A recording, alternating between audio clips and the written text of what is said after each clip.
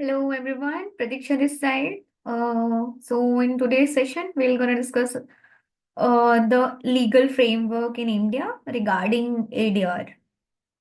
So we're gonna discuss about ADR provision under Arbitration and Conciliation Act and relevant provision in CPC as well because uh, it is also given in under Section 89 of CPC. So we'll go through it, all the legal important legal provisions of alternative dispute resolution. So, into the so in introduction, in India, uh, has a robust legal framework to promote and regulate alternative dispute resolution (ADR). The Arbitration and Conciliation Act 1996 and provision of the Civil Procedure Code 1908 work together to encourage out-of-court settlement, reduce the burden on court, and ensure effective dispute resolution. Arbitration and Conciliation Act 1996, in elaboration, we're going to discuss about it. It is based on the unicitral model law and comprises three main parts. First part, second part, and third part. First part discusses domestic arbitration. The second part consists of foreign enforcement of foreign awards, and the third part consists of conciliation. Okay, so we'll start with the first part, and we're going to discuss about all the important section of the Arbitration Conciliation Act first part. So we'll start with section 2. So key terms are, if I'm going to read each section, it will take a lot of time. So you guys simultaneously open your act and read with me, and I'll gonna explain the basic important terms that has been used in the section for your better understanding and just go through it simultaneously with your act. So section 2, the key terms that included under the section 2 is arbitration, arbitral tribunal, arbitration agreement, and conciliation. So it defines who can arbitrate and what disputes can be referred to arbitration. So for example, we take the term arbitral award. It refers to the final decision made by an arbitrator.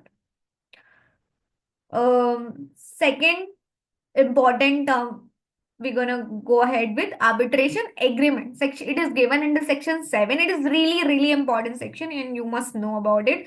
So the requirement of arbitration agreement, it should be written, it must be in writing and should reflect the intention of party to refer dispute to arbitration. For example, we can take the example of a clause and explain a clause in a business contract stating any dispute shall be resolved through arbitration qualifies as an arbitration agreement. And there is a very landmark judgment regarding this, that is KK Modi versus KN Modi 1998. Under this judgment, it was held that arbitration agreement must clearly reflect the intention to refer dispute to arbitration. So it is mandatory for a arbitration clause to be clear and it should not be ambiguous because that will increase the confusion of the parties and they will find it difficult to resolve through arbitration. So it's important to get it resolved and have the in a right manner. The clause should be specifically specify what is the party's intention regarding the disputes resolution. So in detail, we're going to discuss about the case, but before that, I'll read out the definition. So under section 2, it is given the definition of arbitration. So basically, it just tells, it's not specifically define arbitration agreement. It just says under section 2 that arbitration agreement means an agreement referred to in section 7. So we have to go and check the section 7 again. And other definitions are arbitral award, arbitral tribunal, court, and other different subsection that is also international commercial arbitration has been mentioned.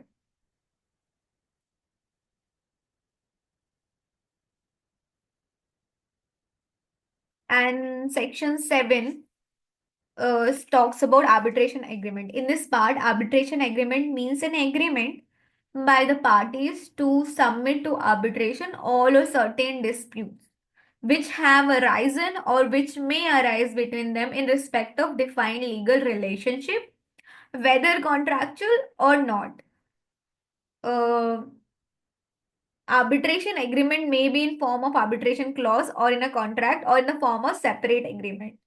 An agreement shall be in writing. An agreement is in writing if it is contained a document signed by the parties, an exchange of letters, telex, telegram, or other means of telecommunication.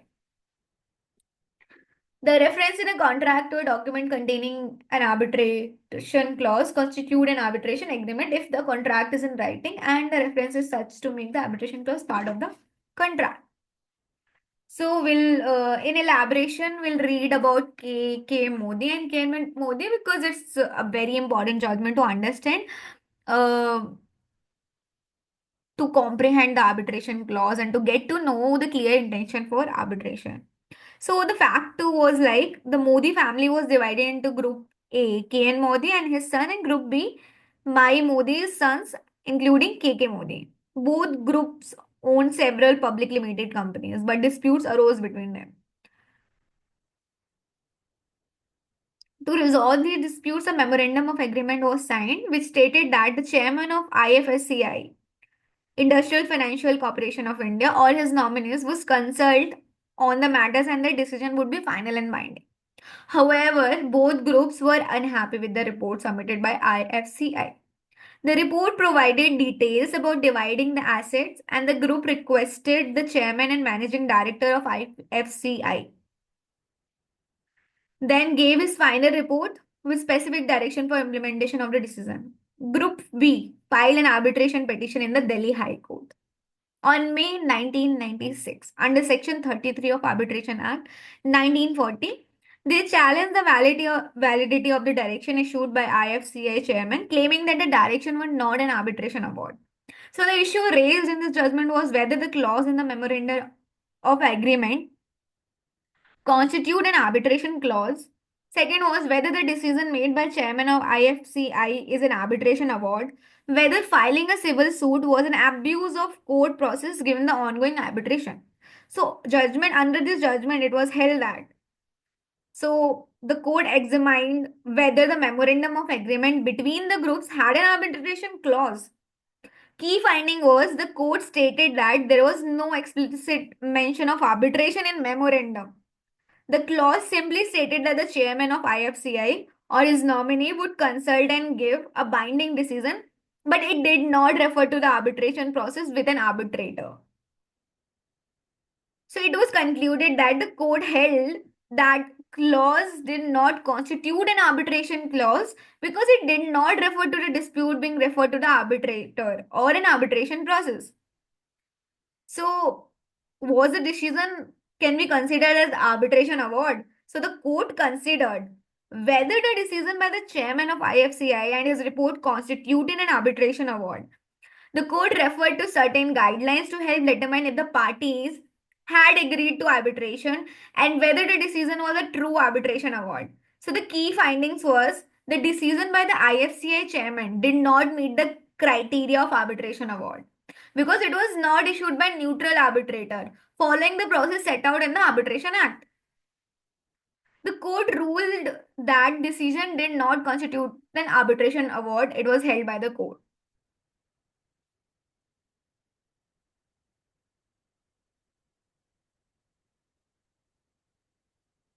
So the key points from the judgment was arbitration clause. If we see, for a clause to be considered an arbitration clause, it must explicitly mention referring disputes to an arbitrator or an arbitration process, a simple decision making provision by a third party without reference to arbitration does not constitute an arbitration clause.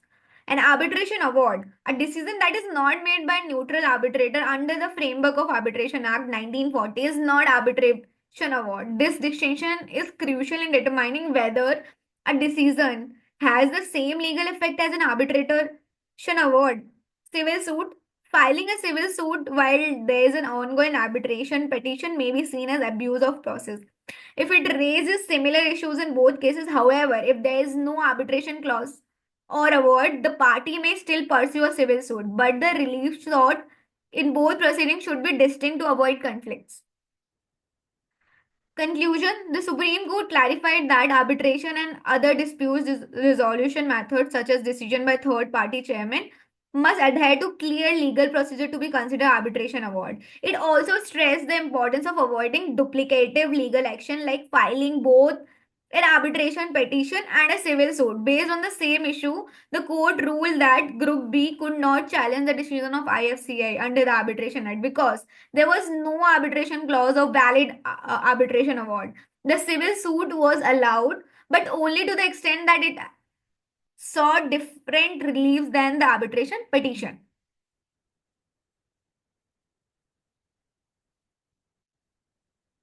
So that was the whole crux of this judgment. So we'll move ahead with the important section that is related to arbitrate appointment of arbitrators, which is given in section 11. So under this section, this is a very important section you guys must know. I'll first refer the act for the section. Section 11, appointment of arbitrators. So with me, hold the act and read the section. A person of any nationality may be an arbitrator unless otherwise agreed by the parties. Subsection 2 says, subject to the subsection 6, the parties are free to agree on a procedure for appointing the arbitrator or arbitrators. Subsection 3 says, failing any agreement referred to in subsection 2 in an arbitration with three arbitrators, each party shall appoint one arbitrator, and the two appointed arbitrators shall appoint the third arbitrator who shall act as a presiding arbitrator. So, we're going to discuss the whole section in elaboration further in the course. But for now, we'll understand the basic understanding of this section. So, it basically deal with appointment of arbitrators. So party can mutually appoint arbitrators. If they fail, court step in. So there's a very important judgment related to is MS SBP and Co. Corporation versus Patel Engineering Limited. It is a case of 2006. It clarified the Chief Justice role in appointing arbitrator. So the Chief Justice role in appointing arbitrator is administrative. The next section is section 9. It deals with interim measures. It allows party to seek urgent relief from court, such as preserving assets or document before or during arbitration. For example, for the better understanding, I'll take an example. Freezing of bank accounts in a commercial dispute. That can be one example because it's an interim measure before the court proceedings, before the arbitration process, sorry. And the best case regarding that is Adhunik Steels Limited versus Orissa Manganese and Minerals 2007. So under this case, it was explained the scope of interim relief under Section 9. Another section is regarding conduct of arbitral proceedings, which is given from Section 18 to 27. So the key provisions are Section 18, Section 19. Section 18 deals with equal treatment of parties. Section 90 deals with no strict application of CPC or Indian Evidence Act. To better understand, just think of an arbitration as a courtroom without robes, more informal but fair.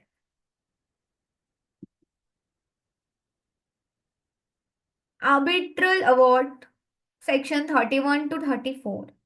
Section 31 must be in writing, signed by arbitrators, and contain reasons unless parties agree otherwise. And Section 34 talks about limited grounds for challenging an award such as fraud, public policy violation, procedural irregularities. Important case laws is Associate Builder versus DDA 2015. It has defined public policy as a ground for setting aside the award. It's a very important judgment. We'll read this judgment in detail. So the issue under this, first we'll go through the facts.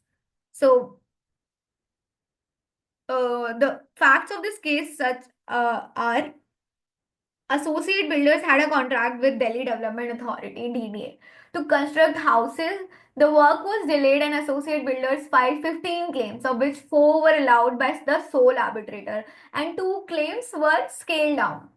DDA disagreed with the award and challenged it in the Delhi High Court, arguing that the arbitrator had ignored key contractual provision. The Delhi High Court division bench overturned parts of the award, leading associate builders to approach the Supreme Court.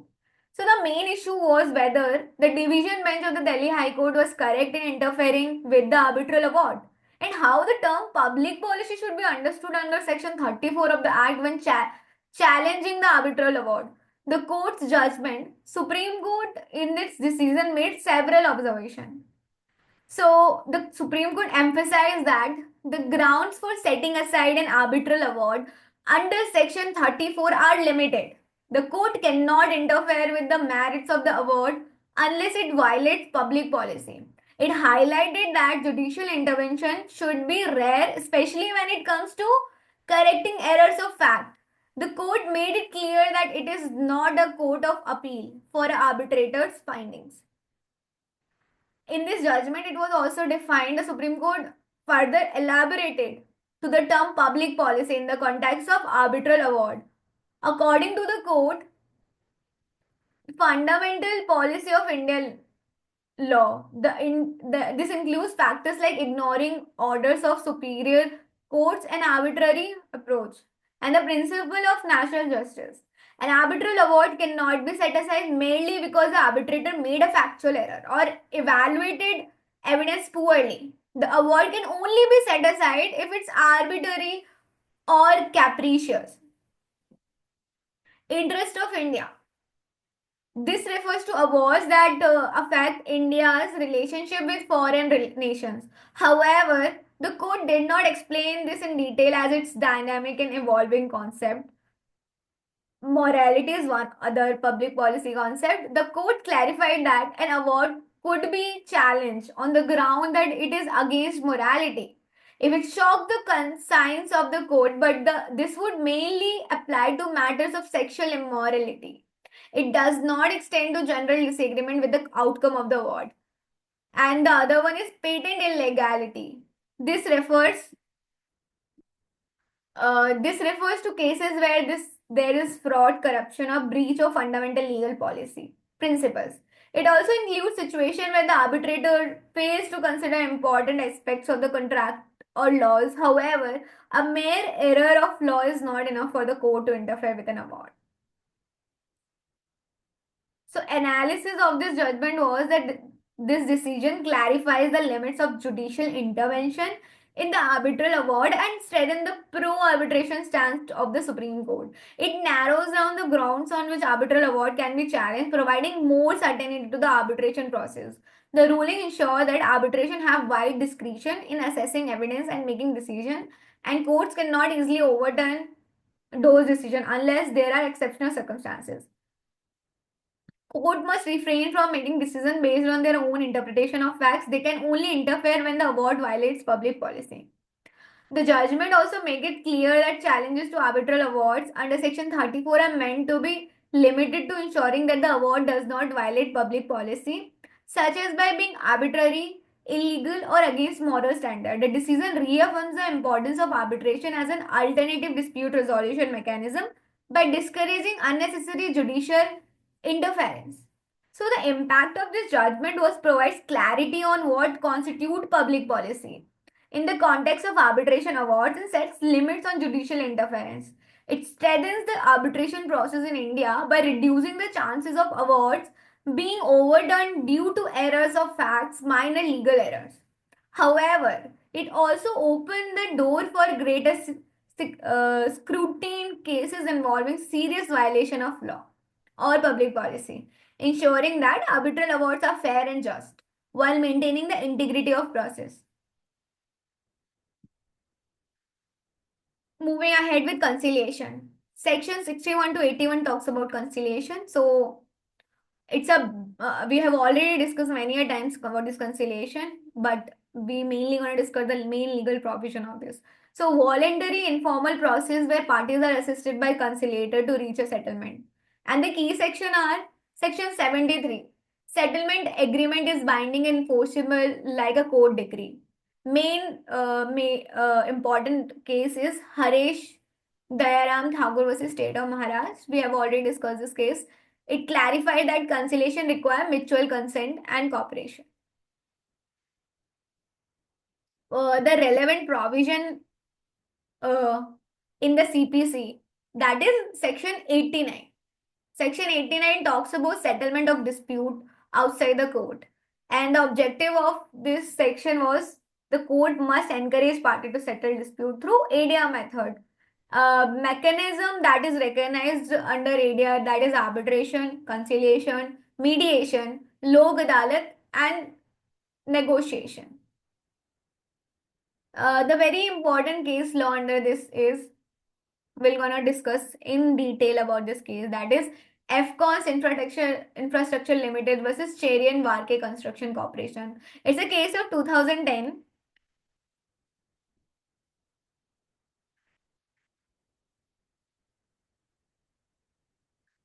Under this case, it was explained that Section 89 aims to reduce the backlog in courts by encouraging out of court settlement.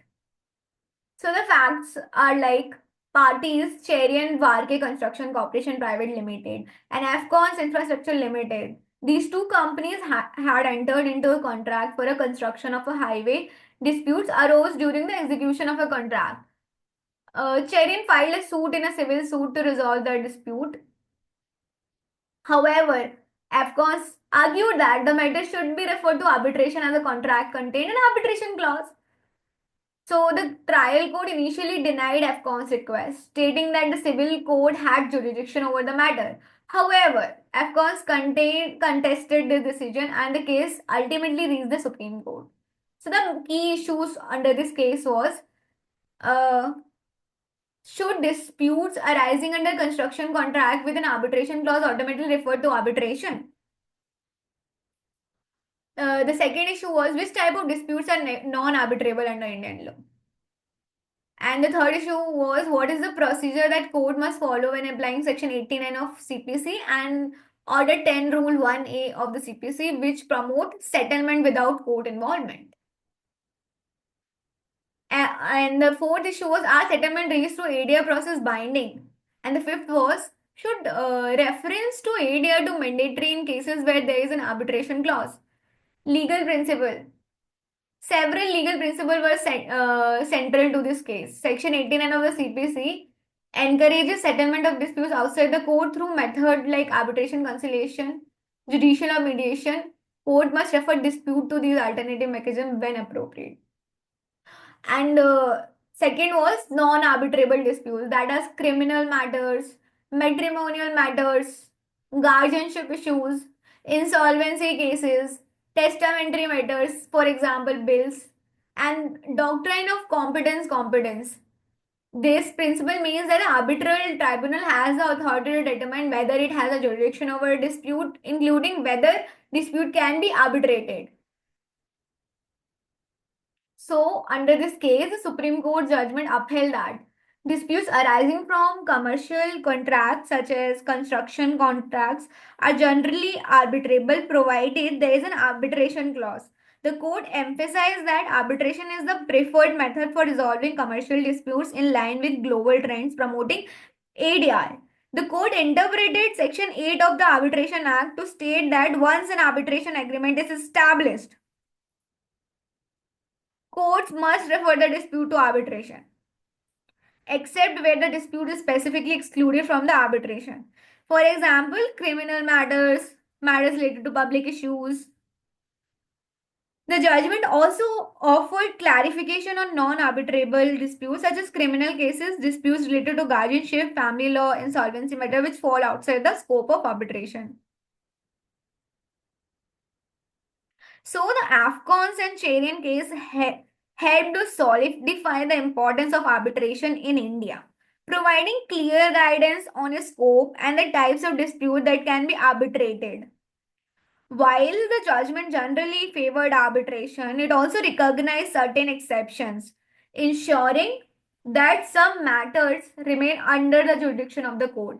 However, the court rigid classification of non-arbitrable matters could potentially limit the flexibility of arbitration, especially in emerging fields such as intellectual property and employment disputes, where parties must benefit the ADR mechanism efficiency. Afcon's Infrastructure Limited versus Cherry and Vake Construction Corporation Private Limited has been very instrumental in promoting ADR in India. So you guys know and understand that Afcons is really, really important case to know because it has aligning the country's legal framework with global standards and ensuring that arbitration becomes a cornerstone of commercial dispute resolution in the country. And the other legal provision of CPC were Order 10, Rule 1E to 1C. It allows courts to refer disputes to ADR at pre-trial stage. And Order 23, Rule 3, it recognizes compromise decrees where parties settle disputes amicably. There is one other case, which is very important case, that is Booz Allen and Hamilton versus SBI Home Finance. This is a 2011 case. Um, Only arbitrable disputes, example, commercial matters can go to arbitration. Matrimonial disputes, wills, and criminal case cannot be arbitrated. So this case talks about the arbitrability of intellectual property rights in India, focusing on judicial precedents and the evolving stance of Indian courts on whether IPR disputes are arbitrable or not. So under this judgment, Booz Allen, the Supreme Court held that the arbitrability of subject matters in India, it actually talks about determining the arbitrability. The court laid down a framework to evaluate the arbitrability of disputes, identify three conditions. Listen to this very carefully, these three conditions that I'm going to tell. So, the first one was the dispute must fall within the scope of arbitration agreement. So, the dispute must fall in the arbitration agreement. The parties must have referred the dispute to arbitration. The disputes must be capable of being adjudicated and settled through arbitration. The judgment distinguished between rights in rem and rights in personam, where rights in rem, so this judgment also talks about the difference between right in rem and uh, right in personam for the clear understanding where the arbitration can be applied. So, right in rem are rights exercisable against the world at large, like property rights, and are generally non-arbitrable. And rights in personam are rights enforceable against specific individuals or entities, such as contractual obligation, and are typically be arbitrable. The Supreme Court further clarified that disputes involving rights in RAM should generally be resolved by courts or public tribunals, whereas disputes involving rights in personam can be arbitrated. However, this distinction was not absolute, as some disputes involving rights in RAM may still be arbitrable if they involve subordinate right in personam. Now we'll understand the application to IPR. Under this case only it was discussed. IPR, including patents, trademarks, and copyright, typically involves rights that are in rem because they confer protection against the world at large. However, the Booz Allen judgment suggests that certain IPR disputes may still be arbitrable depending on the nature of the dispute. For example, patent. The validity of patent, a right in rem, is generally non-arbitrable as it could affect third parties. However, disputes related to patent licenses, a right in persona, right, are arbitrable because they primarily concern the parties to the license agreement. We'll also read about trademark and copyright. Similar distinction apply. Okay. Disputes regarding trademark infringement and copyright infringement may be arbitrable if they concern disputes between specific parties and do not affect the rights of the third party.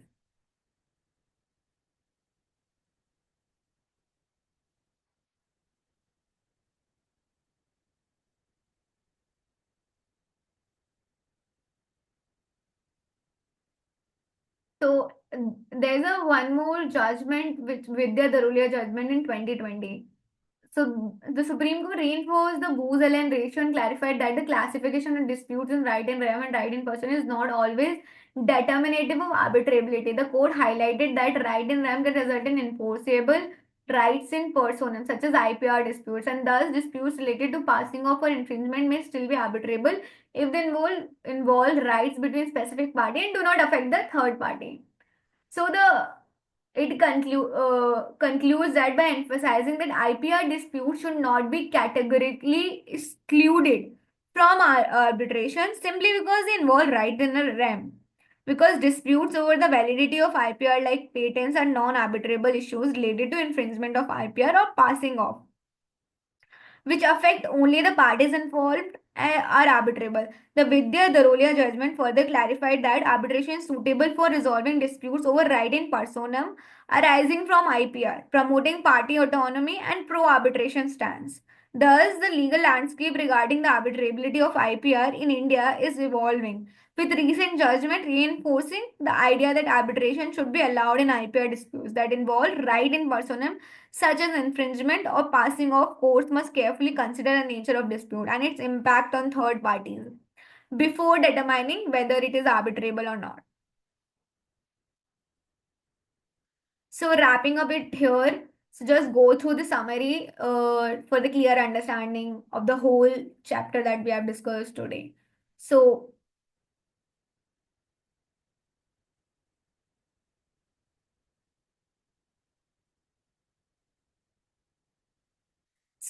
encouragement of ADR comes from in arbitration acts, that is entire act, and for CPC, section 89.